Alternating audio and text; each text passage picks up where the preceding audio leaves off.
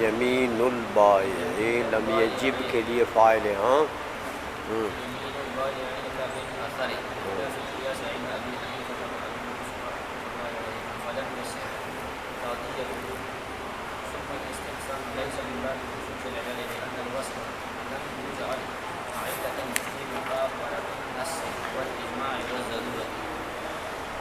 لأن فی الضرورت اجماعا مثل الکتاب والسنت. اچھا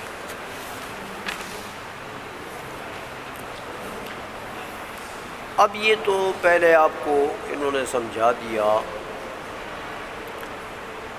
کہ بائع اور مشتری دونوں کا اختلاف فی الثمن ہو گیا قبل القبض.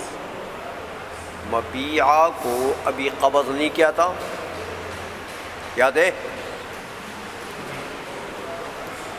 مشتری نے مبیعہ کو قبض نہیں کیا، تو قبل قبض المبیع دونوں میں ثمن میں اختلاف ہو گیا. بائی کہتا ہے 200 ہے، وہ کہتا ہے 100 ہے. تو اس کی صورت تو آپ نے سمجھ لی کہ قیاس کا تقاضا تو بائی کو یمین دینے کا نہیں ہے، کیونکہ تو مدعی ہے قیاساً. لیکن استحسان کا تقاضا ہے کہ دونوں کو، تو استحسان کو ترجیح ہو گئی قیاس کے اوپر، دونوں کا تحالف ہو گیا. اب کہتے ہیں میاں فاما بعد القبض، اگر مشتری نے مبیعہ کو قبض کر لیا،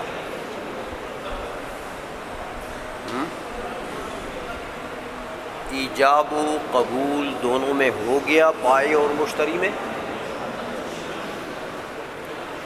اور مشتری نے مبیعہ کو قبض کر لیا، وصول کر لیا. وصول کرنے کے بعد اختلاف ہو گیا ثمن میں دونوں کا. سمجھ آ رہی ہے؟ بھائی کیا کہہ رہا ہے؟ او میاں میں نے 400 میں بیچا ہے. مشتری کہہ رہا ہے نہیں وہ تو آپ نے 200 میں بیچا تھا، 200 میں بیچا.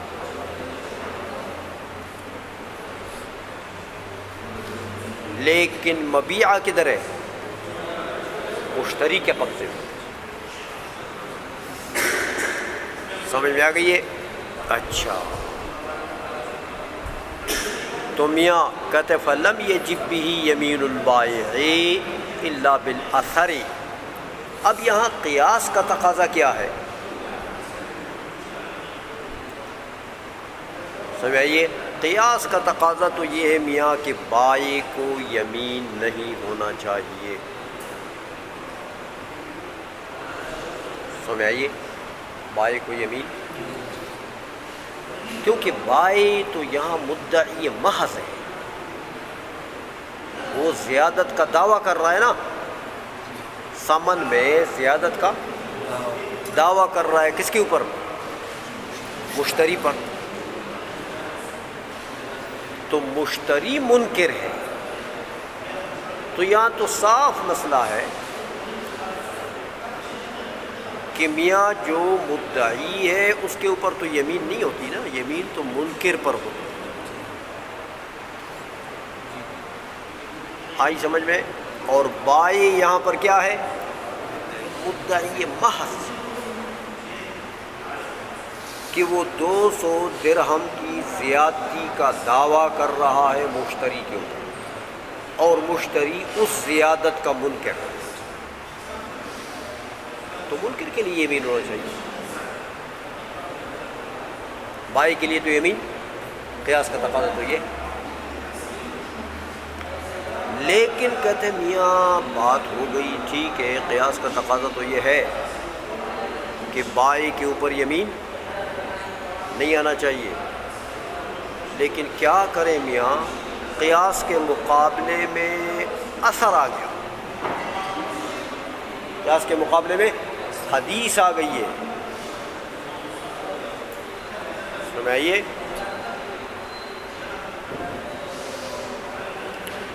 حدیث آئی کہ حضور نے فرمایا کہ اذا اختلف المتبایعان والسلعۃ قائمۃ، ہاں کہ جب متبایعین بائع اور مشتری یہ دونوں آپس میں اختلاف کریں گے ثمن میں اور سلعہ موجود ہو، مبیعہ موجود ہو، تو حضور نے کیا فرمایا؟ تحالفا و ترادا، تحالفا و ترادا، دونوں یمین اٹھائیں گے اور پھر ایک دوسرے کو رد کریں گے۔ مشتری نے مبیع قبض کیا ہے تو مشتری مبیع کو رد کرے گا بائع پر، اور اگر بائع نے ثمن قبض کیے تو بائع ثمن رد کرے گا مشتری۔ یہ حدیث آ گئی تو میاں اس حدیث کی بنیاد پر گویا کہ قیاس کو ہمارے ائمہ نے ترک کر دیا۔ دیکھو نا، پھر بھی لوگ الزام لگاتے ہیں، کہتے ہیں امام اعظم جو ہے وہ صاحب الرائے ہے، بکواس کرتے ہیں۔ رائے تو قیاس کو کہتے ہیں نا، تو امام اعظم تو ضعیف حدیث کے مقابلے میں بھی قیاس نہیں کرتے، قیاس کو چھوڑ دیتے۔ سمجھائیے، تو یہ حدیث آ گئی ہے، قیاس کا تقاضا تھا کہ بائع کو یمین نہیں ہونا چاہیے، صرف مشتری کو ہونا چاہیے، لیکن حدیث نے کیا کہہ دیا کہ دونوں کو تحالف ہو، بائع پر بھی مشتری پر بھی۔ تو ہمارے ائمہ نے فتویٰ کیا دیا کہ دونوں پر تحالف، قیاس کو اثر کے مقابلے میں ترک کر دیا۔ سمجھ میں آ گئی ہے؟ لہذا دونوں کے لیے تحالف ہے اور دونوں پھر آپس میں اپنے اپنے عوض کو رد کریں۔ بات سمجھ میں آ گئی ہے؟ اس لیے فرماتے فاما بعد القبض فلم یجب به یمین البائع، اس اختلاف کی وجہ سے یمین بائع تو قیاساً واجب نہیں ہوتی، ہاں الا بالاثر، بائع کے اوپر جو یمین آ گئی ہے وہ کدھر سے آ گئی ہے؟ قیاس کی وجہ سے نہیں، وہ اثر کی وجہ سے، حدیث کی وجہ سے۔ بات سمجھ میں آ گئی ہے؟ بخلاف القیاس عند ابی حنیفہ و ابی یوسف رحمہم اللہ تعالی، شیخین کے نزدیک اب قیاس کو ترک کر دیا گیا۔ قیاس تو چاہتا تھا کہ بائع پر یمین نہیں ہونا چاہیے، تو شیخین نے کیا کہا کہ میاں اب قیاس نہیں چلے گا، آ گئی ہے مقابلے میں حدیث، تو یہ قیاس کا محل نہیں ہے۔ بات سمجھ میں آ گئی ہے؟ اچھا، بس اب جب بات یہ ہو گئی ہے کہ حدیث آ گئی ہے قیاس کے مقابلے میں، حدیث آ گئی ہے اور حدیث پر عمل ہو گیا ہے اور حدیث قیاس کے مقابلے میں ہے، تو حدیث مخالف قیاس ہے کہ نہیں ہے؟ تو مخالف قیاس نص آ جائے تو اپنے مورد پر بند ہوتا ہے کہ نہیں ہوتا؟ لہذا اس حکم کا تعدیہ جائز نہیں، کیونکہ یہ حکم جو تحالفہ کا ہے یہ اب ان کے وارثین کی طرف متعدی نہیں ہوگا کہ اگر وہ مر جائیں، متبایعین مر جائیں تو ان کے وارثین بھی آپس میں تحالفہ و ترادا، یا مواجر اور اجارے کے عقد کی طرف متعدی نہیں ہوگا، کیونکہ یہ حکم ثابت ہے کس سے؟ نص سے، اور نص خلاف قیاس ہے، نص قیاس کے مقابلے میں آیا، تو جب نص خلاف قیاس ہو تو اپنے مورد پر بند ہوتا ہے، اس کا حکم دوسرے موقع دوسرے موضع کی طرف تعدی قبول نہیں کرتا، اس لیے فرما دیا کہ فلم یصح تعدیتہ، لہذا اس حکم کا تعدیہ صحیح نہیں۔ سمجھ نہیں آئی بات؟ آئی کہ نہیں آئی؟ اچھا، یہ بات ہو گئی ختم، یہ مسئلہ ختم ہو گیا۔ ایک اور مسئلہ تھا یہاں پر،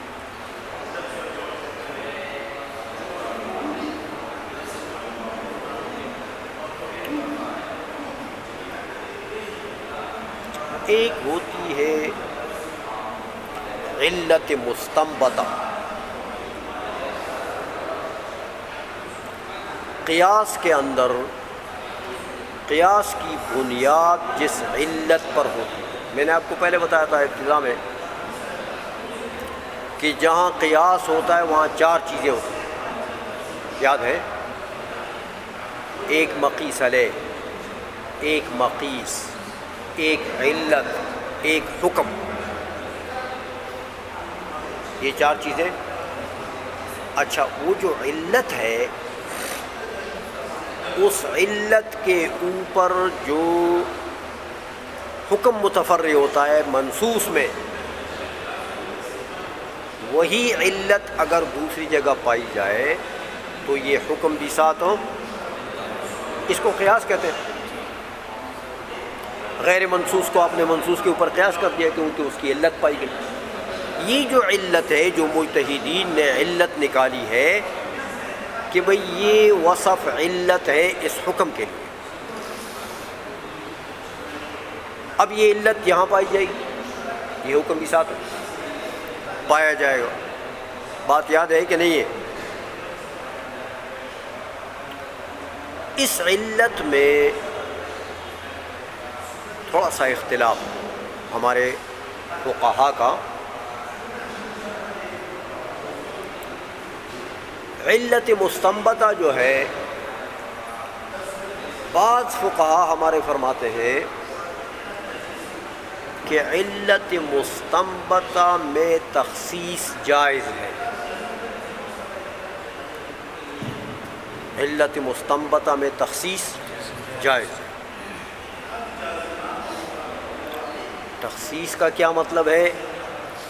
تخصیص کا یہ مطلب ہے کہ علت مستنبطہ کے اوپر تو یہ حکم لگتا ہے نا، جہاں یہ علت پائی جائے گی تو یہ حکم بھی ساتھ پایا جائے گا، لیکن اس کی تخصیص کیا ہوگی کہ میاں بعض مواقع میں یہ علت تو پائی گئی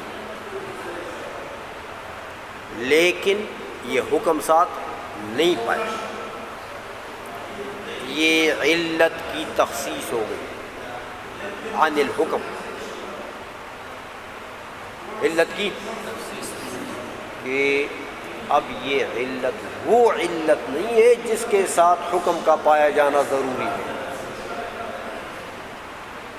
تو اس علت یہ علت پائی گئی بعض مواقع میں، بعض جگہوں میں، لیکن یہ حکم ساتھ نہیں پایا گیا،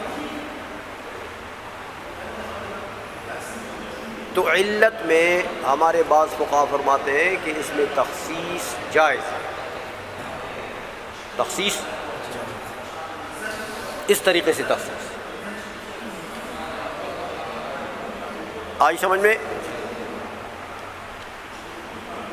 بعض دیگر ہمارے جو فقہا ہیں وہ فرماتے ہیں نہیں،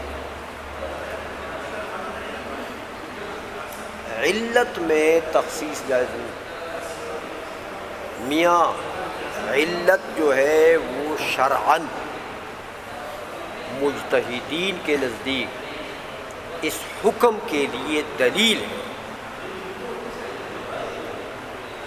اس حکم کے لیے کہ یہ حکم بھائی کیوں پایا گیا ہے ادھر، کیا وجہ ہے، تو آپ کہتے ہیں کہ بھئی یہ جو اس کی علت پائی گئی ہے، اس کی علت پائی گئی نہیں، یہ حکم اس لیے پایا گیا ہے، تو وہ فرماتے ہیں کہ یہ علت جو ہے یہ حکم کے لیے کیا چیز ہے، دلیل ہے، حکم کے لیے ممکن نہیں ہے، سمجھ آئیے کہ دلیل ہو اور دعویٰ نہ ہو، علت ہو اور حکم نہ ہو، بھائی دلیل ہوگی تو دلیل کس لیے ہوتی ہے، دعوے کو ثابت کرنے کے لیے، حکم کے لیے، اس لیے وہ فرماتے ہیں کہ ایسا نہیں ہو سکتا، علت میں تخصیص نہیں ہو سکتی کہ علت تو پائی جائے اور حکم اس کے ساتھ نہ پایا جائے، یہ نہیں ہو سکتا۔ ہاں علت نہ ہو تو ٹھیک ہے، حکم بھی نہیں ہو،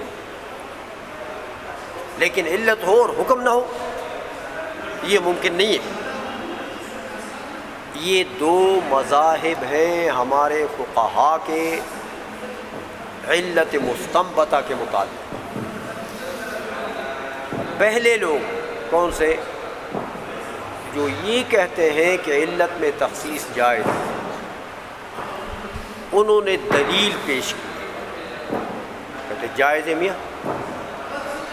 دیکھو یہ ساری کتاب جو بھری پڑی ہے، یہ ہماری فقہ جو بھری پڑی ہے کہ بھئی استحسان کو ترجیح ہوتی ہے کس پر؟ قیاس پر۔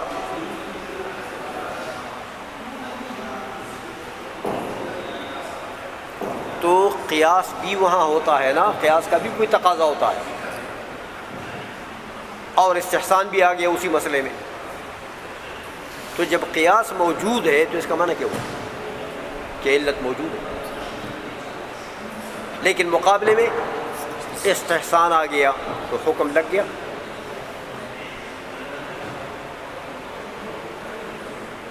سمجھ رہے ہو بات کو؟ نہیں سمجھ رہے ہو؟ وہ دلیل دیتے ہیں کہ تخصیص فی العلت المستنبطہ جائز ہے، اور یہ تو ہماری فقہ بھری پڑی ہے کہ جہاں جہاں استحسان بمقابلہ قیاس آیا ہے وہاں علت ہے، لیکن حکم ہے۔ حکم تو استحسان والا لگ گیا، قیاس والا حکم ہے۔ تو قیاس ہے یعنی علت ہے، لیکن حکم نہیں ہے، تو حکم کے لیے مانع پایا گیا۔ وہ کون مانع ہے؟ استحسان۔ تو استحسان دلیل ہے تخصیص علت کی، دلیل ہے۔ یہ انہوں نے استدلال، سمجھ رہے ہو کہ نہیں سمجھ رہے ہو؟ ویسے میرے دماغ خراب کر رہے ہو، سمجھتے ہو؟ یہ انہوں نے گویا کہ دلیل دی۔ صاحب حسامی رحمہ اللہ تعالی یہ اس اختلاف کو نقل کر رہے ہیں، چونکہ ان کے نزدیک راجح مذہب دوسرا ہے۔ کون سا؟ کہ علت مستنبطہ میں تخصیص جائز نہیں ہے، تخصیص جائز نہیں۔ تو جن لوگوں نے تخصیص کو جائز رکھا انہوں نے دلیل کیا دی؟ استحسان۔ اس لیے ان کا رد کرتے ہیں، فرماتے ہیں ثم الاستحسان لیس من باب خصوص العلل۔ استحسان جس کو تم نے دلیل پیش کی ہے خصوص علل کے لیے، تخصیص علت کے لیے، یہ تخصیص علت کے لیے دلیل نہیں ہے۔ استحسان سے استدلال کرنا اس بات پر کہ بھائی علت میں تخصیص جائز ہے، یہ استدلال کیوں؟ کہ میاں لأن الوصف لم يجعل علة في مقابلة النص والإجماع والضرورة۔ تم کہتے ہو قیاس ہے وہاں پر، تو قیاس ہے تو اس کا معنی ہے کہ علت ہے، تو علت ہے لیکن استحسان آ گیا تو حکم نہیں ہے، علت ہے حکم نہیں ہے۔ وہ کہتے ہیں وہ اللہ کے بندے علت کی طرح، وہاں تو علت ہی نہیں۔ کیونکہ قیاس کا محل کون سا ہے؟ جہاں نص وارد نہ ہو، جہاں اجماع نہ ہو، جہاں ضرورت نہ ہو، وہاں قیاس کریں گے۔ تو جہاں نص موجود ہے وہاں قیاس کر سکتے ہیں، جہاں اجماع موجود ہے وہاں قیاس کر سکتے ہیں، جہاں ضرورت موجود ہے وہاں قیاس کر سکتے ہیں۔ تو جب قیاس ہی نہیں ہے تو قیاس کی علت کدھر آ گئی؟ بات سمجھ آ گئی ہے؟ تو یہ ایسا نہیں ہے کہ علت ہے اور حکم نہیں ہے، یہاں تو میاں علت ہی نہیں ہے۔ استحسان کی صورت میں جب مقابلہ قیاس آ گیا وہاں تو علت ہی نہیں ہے، تو علت میں تخصیص ہو گئی۔ بات سمجھ آ گئی ہے؟ اس لیے فرماتے ہیں لأن الوصف لم يجعل علتا، اس وصف کو علت ہی نہیں بنایا گیا، وصف کو نہیں بنایا گیا فی مقابلۃ النص والاجماع والضرورت، ہاں نص اجماع ضرورت کے مقابلے میں وہ تو علت ہی نہیں ہے، کیونکہ یہ قیاس کا محل ہے نہیں۔ جہاں نص موجود ہے قیاس کا محل ہے، جہاں اجماع موجود ہے قیاس کا محل ہے، جہاں ضرورت موجود ہے قیاس کا محل ہے۔ تو جب یہ قیاس کا محل ہی نہیں ہے تو یہاں تو قیاس ہی نہیں ہے، تو قیاس کی بنیاد علت پر ہے، تو علت کدھر سے آ گئی؟ تو یہاں تو علت ہے ہی۔ سمجھ گئے ہو؟ اب اس پر اعتراض ہوتا ہے کہ میاں یہ دو باتیں تو تمہاری ٹھیک ہے کہ جہاں نص ہو یا جہاں اجماع ہو وہاں تو قیاس نہیں، قیاس کا محل نہیں، لیکن میاں یہ ضرورت کدھر سے لے آئے ہو کہ جہاں ضرورت ہو تو وہاں بھی قیاس کا محل نہیں ہے؟ کہتے میاں سنو، لأن فی الضرورت اجماعا، ضرورت کا اعتبار کس نے کیا؟ اجماع نے کیا کہ ضرورت معتبر ہے حجت کے طور پر، دلیل شرعی کے طور پر۔ تو ضرورت کو یہ اعتبار کس نے دیا؟ اجماع مجتہدین نے۔ تو جہاں ضرورت ہے سمجھو وہاں اجماع ہے، تو ضرورت کس کے حکم میں ہو گیا؟ اجماع کے حکم میں۔ اور اجماع کس کے حکم میں ہے؟ قرآن و سنت کے حکم، نص کے حکم میں۔ تو گویا کہ جہاں ضرورت ہے وہاں نص ہے، تو نص کے مقابلے میں قیاس ہے۔ اس لیے فرماتے ہیں لأن فی الضرورت اجماعا، ضرورت میں تو اجماع موجود ہے۔ والاجماع مثل الکتاب والسنت، اجماع تو حجیت شرعیہ میں، حجیت شرعیہ میں کتاب اللہ اور حضور کے سنت کے مثل ہے، جیسے وہ حجج شرعیہ ہیں جیسے اجماع بھی حجت شرعیہ ہے۔